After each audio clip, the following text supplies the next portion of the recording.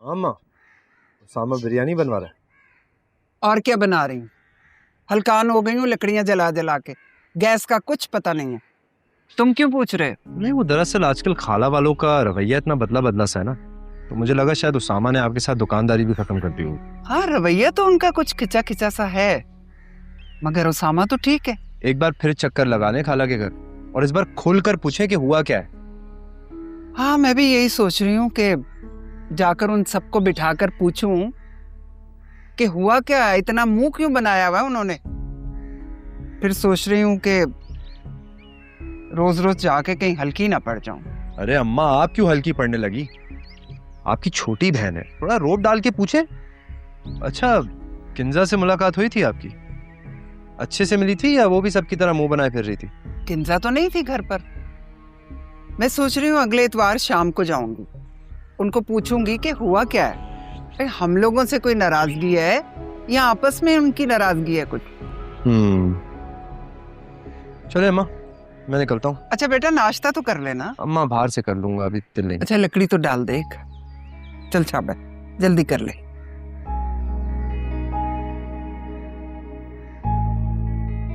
ध्यान से। नहीं यार अम्मा, ये काम होते नहीं है मुझसे। चले, अल्लाह हाफिज। अल्लाह हाफिज। तक कपड़ा भी कोई नहीं है। मैं अक्सर आपके अबू के साथ ये बिजनेस मीटिंग किया करता था। वो बहुत शानदार इंसान थे। He was a very good businessman and his approach to business was amazing. Thank you, uncle. Thank you so much. Means a lot. And you have exactly the same approach.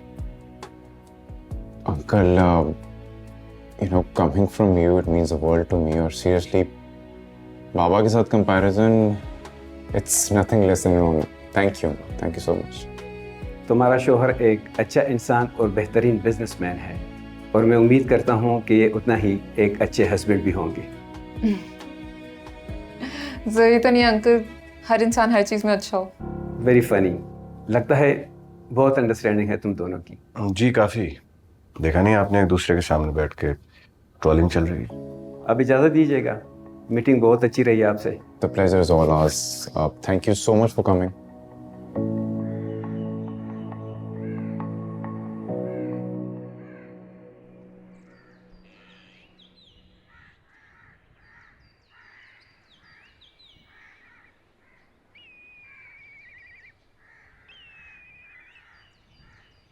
अस्सलाम वालेकुम अब्बू।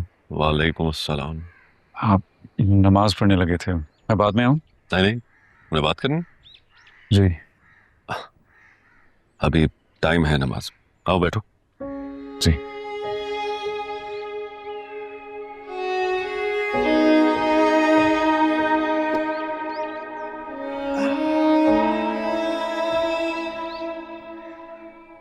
अब्बू, कुछ बातें हैं जो हम दुकान पर नहीं कर सकते हैं।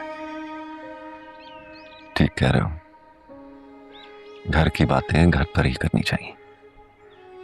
मैंने पहले ही आपको सब बताना चाहता था, हिम्मत नहीं हुई। और अब हिम्मत आ गई? करनी पड़ी अब्बू। किंजा का रवैया मनाल के साथ ठीक नहीं है, वो बहुत बुरी तरह पेश आ रही है उसके साथ। सब कुछ इतना अजीब हुआ है, मैं तो अभी तक हैरान। लेकिन इसमें मनाल का कोई कसूर तो नहीं है ना अब्बू। वो जो समीर है ना, उसने बहुत तरीके से उसको घेरा, उसको बहला फुसला के घर से निकलने पे मजबूर किया। आप खुद सोचिए ना अब्बू, अगर समीर और मनाल का निकाह हो जाता, कहाँ होते वो आज तुम? खाला वो करती बर्दाश्त? जॉब तक तो है नहीं अब्बू समीर के पास। ठीक कह रहे हो तुम, लेकिन ये मसला समीर और मनाल का है ना, हमारा नहीं। समीर ने हमें भी धोखा दिया है। नहीं नहीं अब्बू, मुझे पता था, मैं जान चुका था पहले। मैं चाह रहा था कि कोई सबूत हो तो मैं आप सबको बताऊं ना, और वैसे भी निकाह हो जाता तो पता तो चल ही जाना था सबको। ठीक कह रहे हो तुम, लेकिन बेटा बात दो खानदानों की है। जी। दो खानदान आपस में जुड़ते हैं ना। अब देखो, तुम्हारी माँ कितनी परेशान है, परेशानी की बात भी है।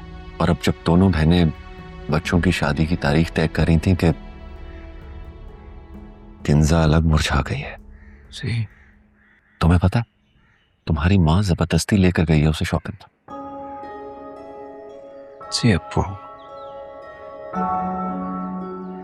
लेकिन वो मनाल के साथ मिसबिहेव क्यों कर रही है? देखिए, वो अगर उसने कुछ गलत किया, मान लेते हैं उसने गलत किया, लेकिन अपने घर वालों के साथ किया ना। वो जिन हालात में हमारे घर में, यहाँ उसने किसी को कोई तकलीफ नहीं थी, तो करे कोई भरे कोई। समीर के किए की सजा मनाल को क्यों? किंजा के जज्बात को पहली बार ठेस लगी है। ठीक होने में वक्त तो लगता है ना। और समीर सामने नहीं है, मनाल सामने, गुस्सा भी उसी पर करेगी ना। ठीक कह रहे हैं अप्पू आप। अच्छा, जाओ मनाल के पास जाओ, के लिए मैं भी नमाज पढ़ लूं। जी।